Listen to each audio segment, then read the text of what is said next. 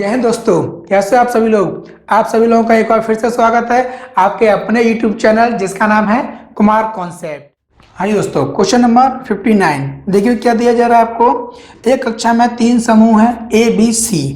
यदि समूह A से एक विद्यार्थी और समूह B से 2 विद्यार्थियों को समूह C में स्थानांतरित किया जाता है, यानी कि ट्रांसफर किया जाता है, तो कक्षा के विद्यार्थियों के औसत भार क्या होगा। तो औसत एवरेज का मतलब क्या होता है भाई। एवरेज हमें चाहिए होता है सम एंड टोटल नंबर, है ना। इसने कहा है कि उस क्लास के 3 वर्ग हैं A, B, C। तो क्या कोई सम के ऊपर इफेक्ट पड़ेगा भाई। क्यों? क्योंकि बच्चे तो वही हैं, ना कम हुए ना ज्यादा हुए हैं। A से B में पहुंच गए और C में पहुंच गए, आपस में इंटरचेंज हुए हैं। उनकी संख्या कुछ कम या ज्यादा हुई है भाई। कोई गया है कोई आया है नहीं, हमारे पास नंबर भी वही है, उनका सम भी वही होगा। चाहे आप 3 और 4 जोड़ो या फिर आप 4 और 3 जोड़ लीजिए, आपको इक्वल ही मिलने वाला है या ना। तो इस प्रकार इसके ऊपर कोई भी इफेक्ट नहीं पड़ेगा, तो इसका आंसर हो जाना चाहिए सी। यह वही रहेगा, सेम टू सेम। ओके, चलिए क्वेश्चन नंबर 60 की ओर चलते हैं। मूल्य वर्गों 50, 100, 200, 500 और 2000 के साथ एक समय में कम से कम 3 मूल्य वर्गों को लेते हुए कितनी विभिन्न धनराशियां बनाई जा सकती हैं। ये क्वेश्चन आपको दिया परम्यूटेशन एंड कॉम्बिनेशन से। ये आपका क्वेश्चन आना ही आना है। बेहतरीन समझते हैं कि उसको हम लोग कैसे कर सकते हैं। ठीक है, यहाँ पर देखिए भाई, फर्स्ट कंडीशन क्या है भाई हमारे पास में। सबसे पहले तो 50, 100, 200, 500 और 2000 कह रहे कितनी धनराशियां बनाई जा सकती हैं। तो उसका कम से कम 3 लेना है, यानी कि आपने फर्स्ट टर्म में क्या किया, 5 धनराशियां हैं, आपने 5 में से 3 धनराशियां ले ली। तो यहां से कुछ ना कुछ धनराशियां बनाई, कितने प्रकार की उसने कहा है। और हमारे पास में क्या आ जाएगा अभी इसके अलावा 5 में से 4 लेंगे, तो कम से कम 3 की बात हुई है। ये भी तो ले सकते हैं भाई, है या ना। या फिर 5C 5 ले लें हम लोग, 5 ले सकते हैं, कम से कम 3 लेनी है। जब इसको हम लोग सॉल्व करेंगे तो 5 × 4/2 हो जाएगा। यहाँ कितना हो जाएगा, 5 × 1/1 हो जाएगा। या ये से सॉल्व करेंगे तो कितना आ जाएगा, 1 आ जाएगा भाई। तो इससे क्या 2 चांस, यानी कि 10 + के 5 + के 1 इक्वल। आपको सर प्लस क्यों लगा दिया, क्योंकि या लगा हुआ है, जब भी या आएगा तब प्लस आ जाएगा। और वैसे पता है 3 वाली इतनी धनराशियां, 4 वाली इतनी, 5 वाली इतनी, तो कुल कितनी ऐड किया आपने, 16 हो जाएगा। तो इसका आंसर 16 आ जाएगा। एनालिसिस है, समझ में आ गया हो, समझ में आया कि नहीं। अगर नहीं आया तो आप हमारी वीडियो देख सकते हो जो परम्यूटेशन एंड कॉम्बिनेशन की है, लेकिन वो यूट्यूब पर नहीं है, क्लास की वीडियो है, क्लास में है। ठीक है जी, चलिए हम लोग अब आगे बढ़ते हैं भाई। इसमें बढ़ते चलो जब तक खत्म ना हो जाए।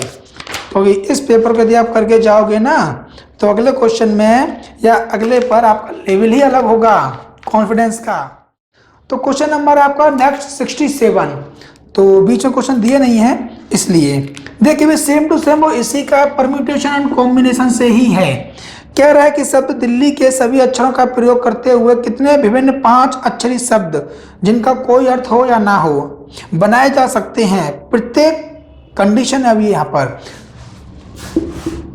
67 कंडीशन है आपके पास में, दिल्ली से कितने शब्द बनाए जा सकते हैं, यानी कि परम्यूट करना है इनको भाई। परम्यूटेशन है ये हमारे पास में, इनको अरेंज करना है। अरेंज करने वाला होता है परम्यूटेशन। तो जरा अभी इनको देखना, 1 2 3 4 5। ओके, ऐसे किया अभी हम लोगों ने कराया है क्लास में। अब यहाँ पर कंडीशन क्या है कि जो पहला लेटर है वो डी से ही शुरू होगा, एंड इसका जो एंड है वो आई से ही होगा। ये दोनों फिक्स हो गए। तो अब इनमें चॉइस क्या बची इस वाली पोजीशन के लिए भाई, ये दोनों चले गए। कितनी चॉइस है हमारे पास, 3 चॉइस हैं। अब इन तीनों में से कोई सा भी एक लेटर यहाँ पर आ जाएगा। अब इस पोजीशन के लिए कितनी चॉइस बाकी रह जाएगी, सिर्फ और सिर्फ 2। उन 2 में से भी एक हमारे पास यहाँ पर आ जाएगा 1 लेटर। अब इसके लिए कितनी चॉइस बाकी बचेंगी, 1, यानी कि मल्टीप्लाई करोगे तो कितना हो जाएगा, ये 6, है ना। यानी कि 6 तरीके से हम इस शर्त को बना सकते हैं। Got it? ओके, तो ये क्वेश्चन भी हो गया भाई। अब इसके बाद में है हमारे पास में नेक्स्ट क्वेश्चन मिश्रण से। ठीक है, चलिए भाई इसका स्क्रीनशॉट ले लीजिए आप लोग जब तक। क्वेश्चन नंबर 68, एक बोतल में द्रव्य A की 20 लीटर मात्रा है, इसमें से द्रव्य A की 4 लीटर मात्रा बाहर निकाल दी जाती है और द्रव्य B उतनी ही मात्रा में वापस डाल दिया जाता है। ये क्वेश्चन हम लोगों ने क्लास में किया है, सेम टू सेम ऐसा ही है, सिर्फ और सिर्फ डिफरेंस क्या है, जो हम लोगों ने क्वेश्चन किया था वो था मिल्क एंड वाटर। A की जगह क्या था? मिल्क था, और V की जगह वाटर था। उसमें 20 लीटर मिल्क था और 4 लीटर हमने 2 से 3 बार प्रक्रिया में बाहर निकाला था, यानी कि लगातार वाले नियम से। तो पूछा जा रहा था कि A कितना बचेगा।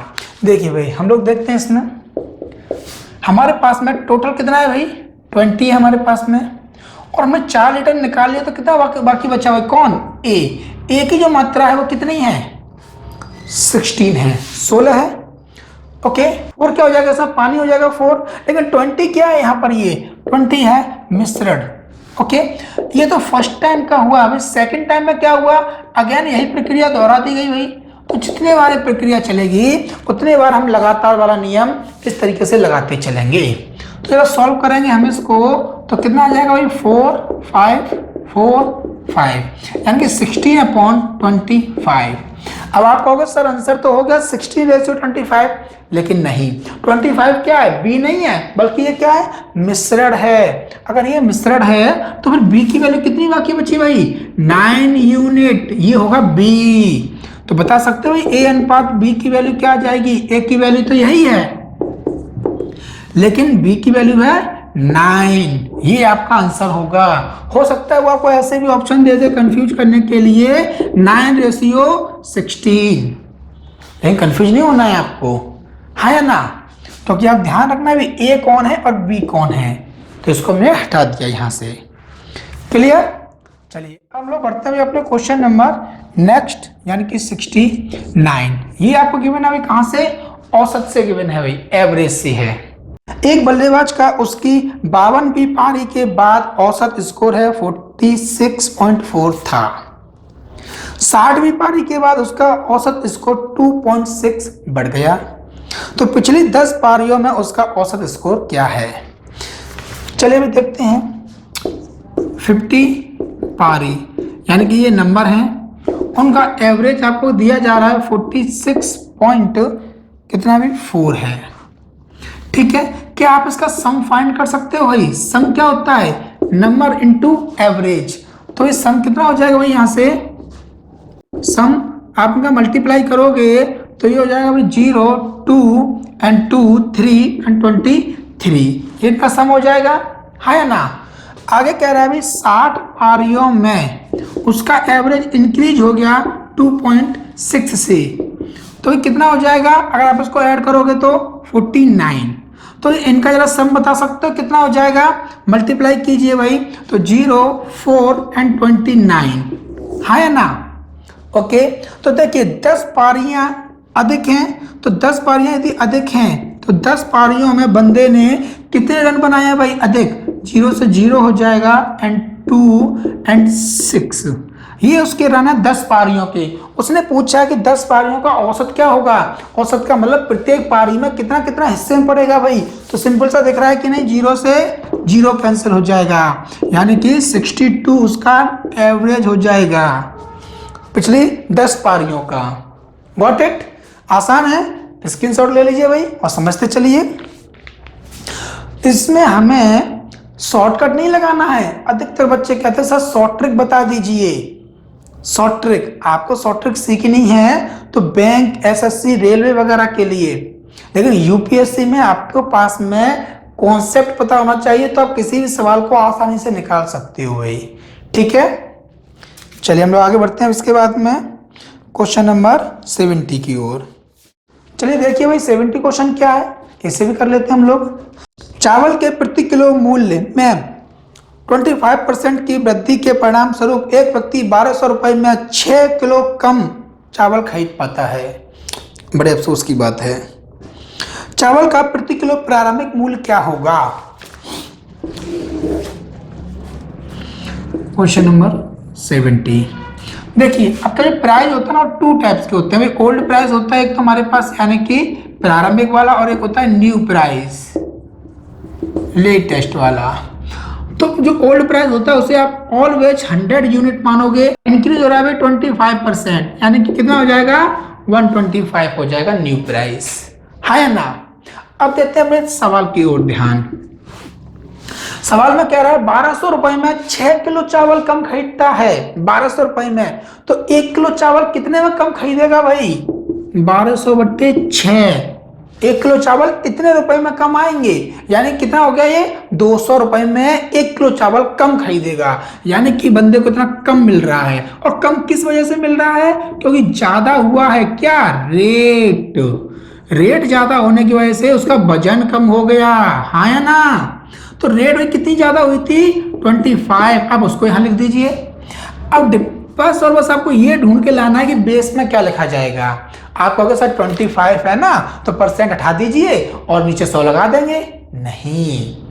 नहीं लगेगा। क्यों नहीं लगेगा, हमें ये देखना है कि उसने आपसे कौन सा पूछा है भाई, ओल्ड प्राइस पूछा है या न्यू, दोनों में आपको ध्यान देना है। अगर आपसे कहा जाए कि यहां तो कितने की वृद्धि हो रही है भाई, 25% की वृद्धि हो रही है, ठीक है, लेकिन अगर हम कहें कि यहां से यहां कितने की कमी हो रही है, क्या आप यही बोलोगे कि सर यहां से यहां पर 25% की कमी हो रही है।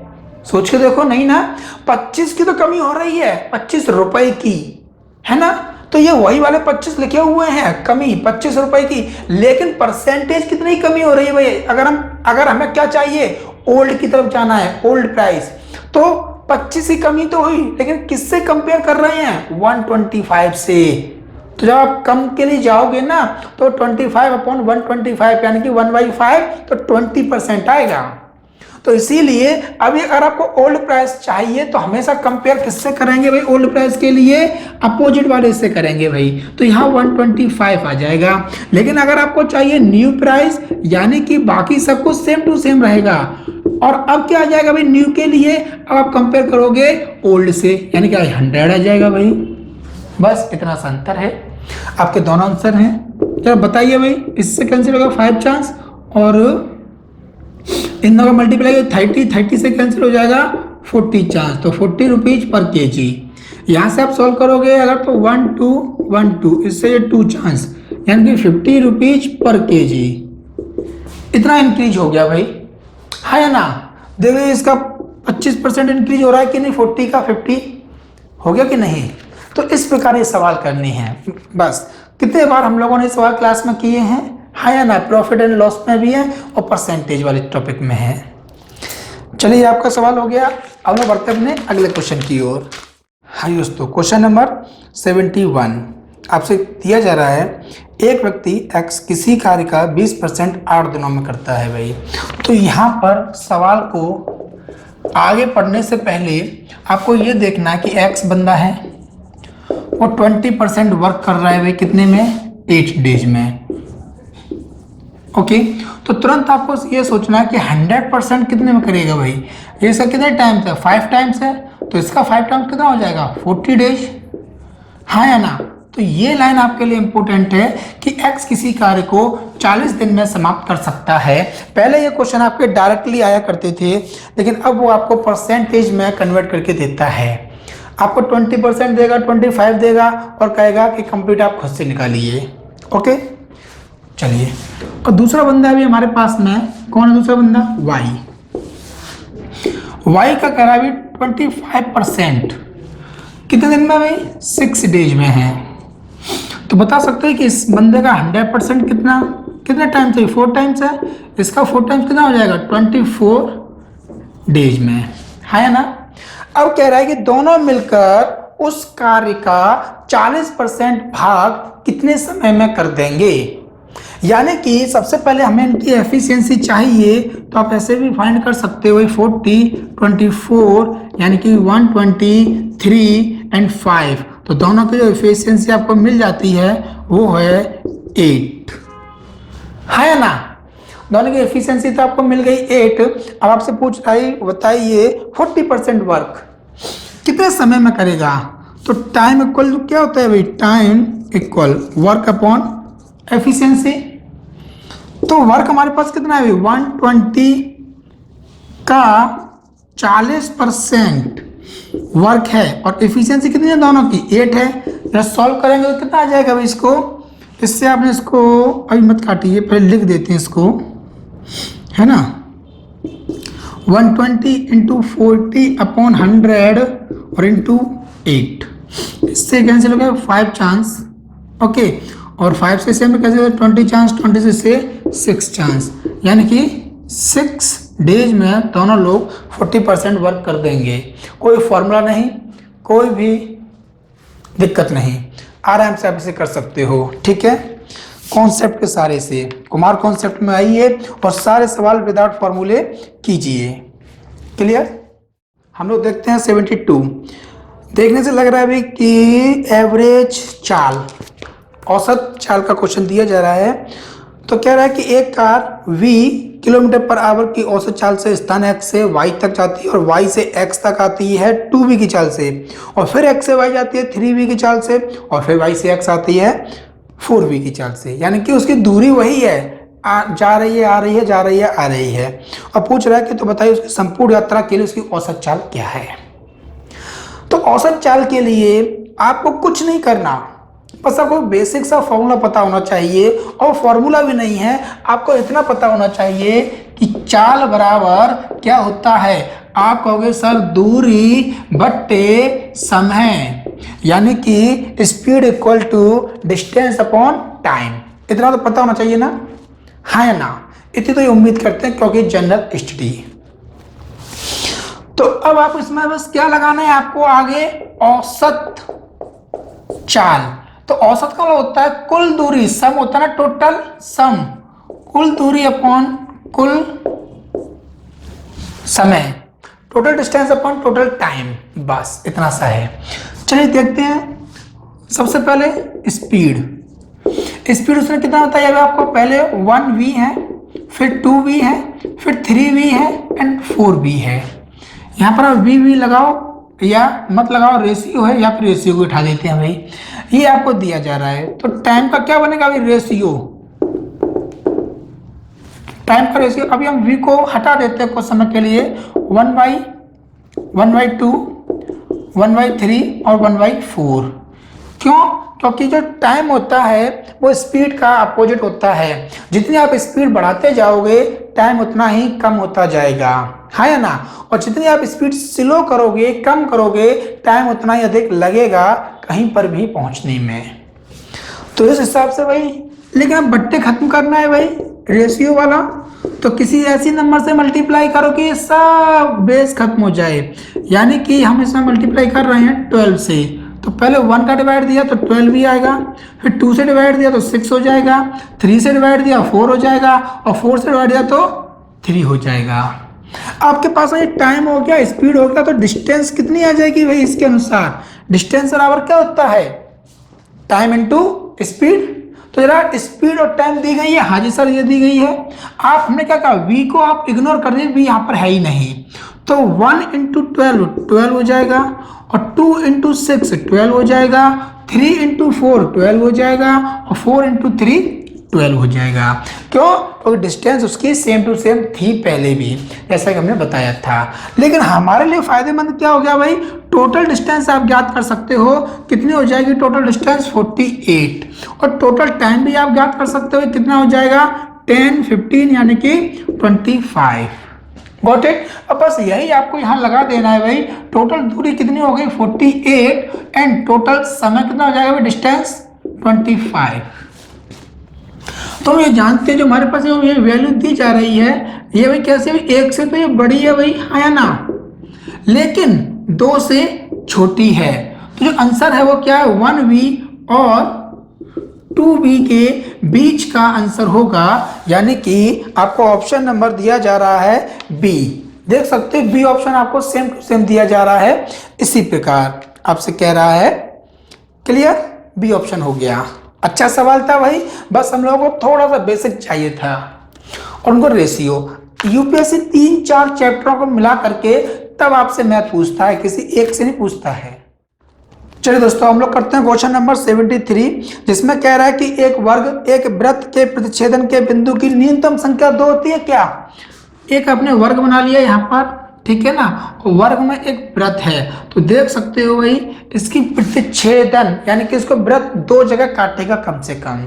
अब वो सर एक जगह वो काटना नहीं होता, वो होता है स्पर्श बिंदु होता है, और यहाँ कह रहा है प्रतिच्छेदित, इसीलिए 2 बिंदु हो जाएंगे। और सेकंड स्टेटमेंट क्या है, कह रहा है कि एक वर्ग है और एक वृत्त उसको अधिकतम कितने पॉइंटों पर काट सकता है। तो देखिए भाई, अगर हम इस तरीके से एक सर्किल बना दें यहाँ पर, तो ये सर्किल इसको कितने पॉइंट पर काटेगा भाई, टोटल 8 पॉइंट पर। तो सेकंड स्टेटमेंट यही है कि अधिकतम 8 बिंदुओं पर काट सकता है।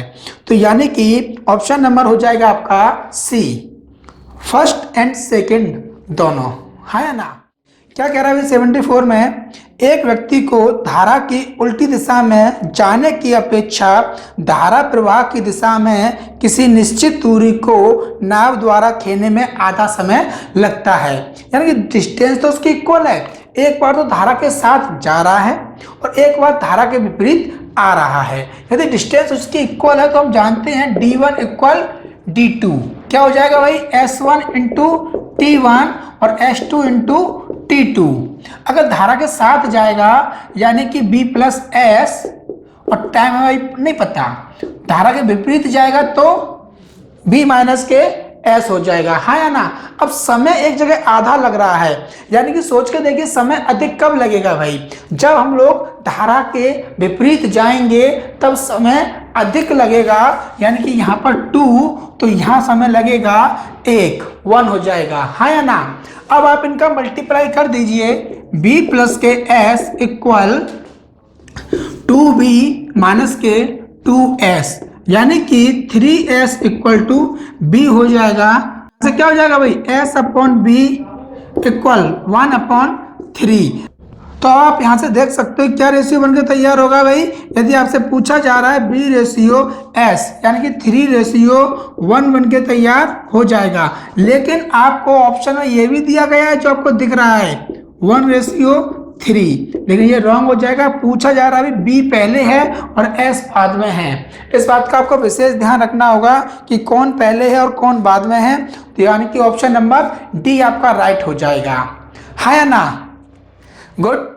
अब चलते हुए हम लोग अपने क्वेश्चन नंबर 75 की ओर। देखिए भाई 75 क्या है, कह रहा है आपसे कि प्राकृतिक संख्याओं के ऐसे कितने युग्म हैं, पेयर हैं, जिनके वर्गों का अंतर 63 है। यानी कि a स्क्वायर माइनस के b स्क्वायर इक्वल टू 63 चाहिए उसको। तो 63 है भाई, तो कौन कौन से नंबर्स हो सकते हैं, जरा इसको ओपन करना भाई। a प्लस के b और एक में a माइनस के b, यानी कि 63, और इनके बीच में क्या मल्टीप्लाई, यानी कि एक नंबर आपको यहाँ चाहिए, एक नंबर आपको यहाँ चाहिए, जिसका मल्टीप्लाई करने पर 63 हो जाए। ऐसे नंबर क्या आपको पता है? हाँ जी सर, हमें ऐसे नंबर पता है, लेकिन 2 ही नंबर पता है। क्या बताइए भाई कौन कौन से हैं वो नंबर? कि सर 9 × 7 एंड 21 × 3, ठीक है। क्या इनको हम ऐसे पुट कर सकते हैं भाई? यहाँ पर बताइए क्या वैल्यू रखते हैं भाई। 8 प्लस के 1 9 हो गए कि नहीं, और 8 माइनस के 1 7 हो गए कि नहीं। अगर हो गए तो वो नंबर हमारे पास में एक तो पेयर कौन कौन सा हो जाएगा भाई, 8 एंड 1 का। इनके आप स्क्वायर करके माइनस कर लीजिए, आपको 63 मिल जाएगा। 8 का स्क्वायर कितना हो जाएगा भाई, 64 64, और 1 का स्क्वायर 1 यानी कि 63। और अगर आप इसको पुट करना चाहें तो कैसे करोगे भाई, 12 प्लस के 9 एंड 12 माइनस के 9 हो गया कि नहीं, 21, और 3 भी हो गया भाई, मल्टीप्लाई कर लीजिए आप। अब देखिए तो दूसरा हमारे पास में ये पेयर बन गया। इनके अलावा कुछ और हो ही नहीं सकता, क्यों? क्योंकि मल्टीप्लाई करने पर 63 आ ही नहीं रहा है। इस हिसाब से आपका जो ऑप्शन नंबर हो जाएगा वो कौन सा हो जाएगा भाई, डी इज राइट। यानी कि 2 पेयर ऐसे आपके बनके तैयार होंगे, है ना। 76 में आपको दिया जा रहा है फ्रैक्शंस। कह रहा है कि ये आपके पास में कुछ फ्रैक्शंस दी जा रही हैं, 2/3 एंड 3/4, 4/5 और 5/6। ये आपको फ्रैक्शंस दी जा रही हैं और आपसे पूछा जा रहा है कि बताइए, अब बताइए इनमें से बड़ी फ्रैक्शन कौन होगी भाई, बड़ी भिन्न कौन सी होगी, जिनका अंतर कितना है सभी का अंतर आपस में 1 1 1 1, इन सभी का जो डिफरेंस है वो कितना है भाई, 1 1 का डिफरेंस है। तो ध्यान रखना यदि डिफरेंस इक्वल है और वो भी बड़ा कौन है उसमें, डिनोमिनेटर यानी कि हर, तो हमेशा जिसके नंबर बड़े होंगे वही भिन्न बड़ी होगी। पहला नियम तो ये है जो कि हम लोग जानते हैं।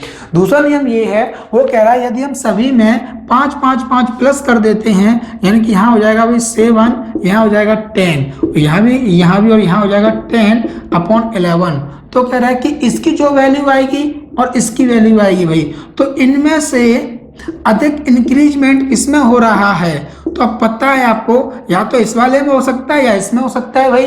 तो जो बड़ी संख्या होगी हमेशा उसी में अधिक इंक्रीज होगा। क्लियर, तो इसके हिसाब से आपका डी भी इसका आंसर हो जाएगा, ऑप्शन नंबर डी। समझ में आ गया। अब लोग चलते हैं क्वेश्चन नंबर 77 की तरफ। 77 आपको क्या दिया जा रहा है भाई, कह रहा है आपसे कि एक नंबर है जो कि n नंबर है, 3 से तो बड़ा है भाई, तो 3 से बड़े नंबर क्या क्या हो सकते हैं भाई, 4 है, 5 है, 6 है, 7 है, 8 है और 9 है। एक अंक की बात हो रही है, अंक ना कि नंबर, डिजिट। ठीक है जी। अब एक भाज्य है 3 से भाज्य है भाई, तो ये तो 3 से भाज्य नहीं है, ये भी नहीं है और ये भी नहीं है और ये भी नहीं है, ये 2 नंबर बचे हमारे पास में।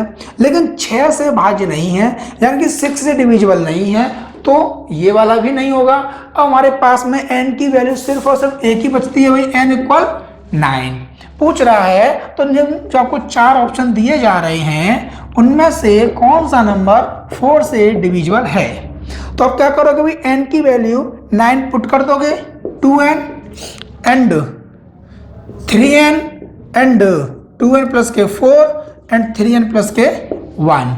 तो n की वैल्यू यहाँ पुट करना 9 18, यहाँ 9 पुट करना 27, यहाँ 9 को पुट करना 22, यहाँ 9 को पुट करना 28। अच्छा बता सकते हो भाई इनमें से वो कौन सा ऑप्शन है जो 4 से डिविजिबल है। हाँ जी सर, डी ऑप्शन है जो कि 4 से डिविजिबल है, हाँ या ना। ओके, समझ में आ गया। चलिए अब लोग बढ़ते हैं अपने अगले क्वेश्चन की ओर। नेक्स्ट क्वेश्चन आपसे कह रहा है, नेक्स्ट क्वेश्चन आपको दे रहा है, पानी से भरे हुए एक बर्तन है भाई, ये रहा हमारे पास में एक बर्तन है पानी से भरा हुआ, जिसके अंदर वाटर ही वाटर है, ठीक है, और इसका जो वेट है वो है 40 kg, है या ना। ओके सर, 40 kg हो गया इसका वेट। अब कह रहा है यदि यह 1/3 भरा होता, यानी कि जो ये बर्तन है हमारे पास में वो सिर्फ और सिर्फ कितना भरा होता भाई, 1/3 होता बस, ओनली ऑन, यानी कि इतने में से पानी अगर होता, ठीक है, तब इसका जो वेट है वो होता है 20 kg। तो पूछ रहा है कि खाली बर्तन का वजन कितना हो जाएगा, यानी कि कितना हो जाना चाहिए भाई खाली बर्तन का वजन। अगर हम देखें तो हमने मान लिया कि जो बर्तन है वो है भाई x kg का, और जो 1/3 पानी है वो है भाई y kg का। तो इसके अनुसार इक्वेशन क्या बनेगी भाई फर्स्ट वाले की, x प्लस के y = 20 kg, और इसकी क्या बनेगी भाई इक्वेशन, क्योंकि इसके 3 भाग हो रहे हैं, है ना। तो एक तो बर्तन और प्लस 3 भाग यानी 3y = कितना 40। अब इक्वेशन बन गई, इक्वेशन सॉल्व करना आता है हम लोगों को भाई, इनमें से किसी एक को इक्वल बनाइए, इक्वल तो है, हमें तो x की वैल्यू पता करनी है ना बर्तन, तो ऐसा करो y कट जाए, यानी कि 3 एंड 3, तो माइनस माइनस माइनस ये कैंसिल हो जाएगा, 2x = 20, तो x = कितना आ जाएगा भाई 10 kg, है या ना। तो जो x की वैल्यू हो जाएगी वो 10 kg, बर्तन आपका 10 kg है। अगर बर्तन आपका 10 kg है तो ये पानी बचा 10 kg, अगर ये 10 kg है तो 10 10 10, यानी कि 30 kg का टोटल वाटर है इसके अंदर, और 10 का बर्तन हो गया 40 हमारे पास में, है ना। समझ में आ गया। चलिए इसको नोट कर लीजिए। अब लोग बढ़ते हैं इसके बाद में अपने अंतिम सवाल की ओर, सबसे बेहतरीन सवाल, ठीक है, इसका आप स्क्रीनशॉट ले सकते हो। क्वेश्चन आपको कुछ इस प्रकार दिया गया है, एक मेढक फिसलने वाली दीवार वाले 4.5 मीटर गहरे एक सूखे कुएं से बाहर आने की कोशिश करता है। प्रत्येक बार मेढक 30 सेंटीमीटर फुदकता है और 15 सेंटीमीटर नीचे सरक जाता है। कुएं से बाहर आने के लिए मेढक के लिए जरूरी फुदक की संख्या कितनी है, यानी कि उसकी जंप की संख्या कितनी हो जाएगी, ये आपसे पूछा जा रहा है। तो देखते हैं, जो हमारे पास में कुआं है, उस कुएं की जो हमारे पास में हाइट दी जा रही है वो है 4.5 मीटर, यानी कि हम इसको बोल सकते हैं 450 मीटर, हाँ या ना। अब कह रहा है आपसे, जब वो एक जंप लगाता है तो उस जंप में 30 सेंटीमीटर ऊपर चढ़ जाता है, लेकिन तुरंत वो नीचे फिसल भी जाता है, यानी कि स्लिप भी हो जाता है। कितना? 15 सेंटीमीटर, यानी कि कुल मिलाकर के एक जंप में उसने सिर्फ और सिर्फ 15 सेंटीमीटर की दूरी कवर की है। यानी कि आप देख सकते हो इस प्रकार 15 15 15 करके जंप जाएगा, तो आप देख सकते हो 15 के हिसाब से अंतर कितना आ गया भाई, 15 तिया 45, सर 30 जंप पे पहुंच जाएगा। लेकिन नहीं, ये सवाल इंपॉर्टेंट है और सभी एग्जाम में आता ही आता है, इसलिए आपको ध्यान देना होगा। इस सवाल में ऐसा क्या है जो यूपीएससी से लेकर के रेलवे, एसएससी, बैंक सभी लोग पूछते हैं, इस मेढक में या बंदर में क्या अंतर है जो बार बार फिसल रहा है या चढ़ रहा है। तो ऐसे सवाल हम लोग क्या करेंगे, जो आपको यहाँ दिया जा रहा है 30 सेंटीमीटर फर्स्ट जंप है, इस वाले को हमेशा आप क्या करोगे, यहाँ पर रिमेनिंग कर लोगे 30 सेंटीमीटर, इतना हम बाद में चढ़ाएंगे, इसको आप छोड़ दीजिए और बाकी हमारे पास में कितना बचेगा भाई, 42 सेंटीमीटर। तो इसको आप देख लीजिए 15 सेंटीमीटर के हिसाब से कितनी जंप में ये ऊपर चढ़ जाएगा। तो जरा अगर हम यहाँ देखते हैं भाई 420 सेंटीमीटर, यानी कि इस पर डिवाइड दोगे तो डिवाइड जाएगा कितने चांस, 2 चांस एंड 8 चांस। तो यहाँ भी मल्टीप्लाई हो जाएगा 28 से, तो 28 जंप लगाने पर क्या होगा भाई, वो 420 डिस्टेंस कवर कर लेगा। ठीक है, आप सोचिए भाई, यहाँ पर वो आ चुका है भाई 28 जंप के साथ में। अगर वो यहाँ पर इतनी जंप लगा चुका है तो जैसे ही उसने ऊपर की तरफ जंप लगाई एक, उस एक जंप में वो कितना भी कवर करेगा, 30 सेंटीमीटर। तो ये ऊपर पहुंच गया भाई 30 सेंटीमीटर। अब वो बाद में फिसल जाए तो हम लोगों की ठेका थोड़ी ले रखा है कि वो बाद में फिसल गया, उसे ऊपर तक पहुंचाना था, यानी कि यहाँ पर +1 जंप और आ जाएगी। तो जिसकी वजह से हमारे पास में जो आंसर हो जाएगा वो क्या हो जाएगा, हमारे पास में 1 जंप इक्वल टू 30 सेंटीमीटर, यानी कि 29 जंप में वो 450 सेंटीमीटर कवर कर लेगा। और इसको देखते हुए आपका जो आंसर हो गया वो कितना हो जाएगा भाई आंसर, जरा बताइए जरा, 29 जंप वाला, यानी कि बी ऑप्शन हो जाएगा। ठीक है, तो आज के लिए हम लोग इतना ही करते हैं। आज आपको उम्मीद समझ में आ गया होगा, पूरा पेपर एनालिसिस हो चुका है। तो खुश रहिए भाई, बढ़िया रहिए, और आपके नज़दीक आ चुकी है परीक्षाएं। ठीक है, इसलिए तैयार हो जाइए, चाहे सेल्फ पढ़िए या ऑनलाइन पढ़िए या ऑफलाइन पढ़िए, लेकिन पढ़िए जरूर, पढ़ना बंद मत कीजिए। ओके, जय हिंद, जय भारत।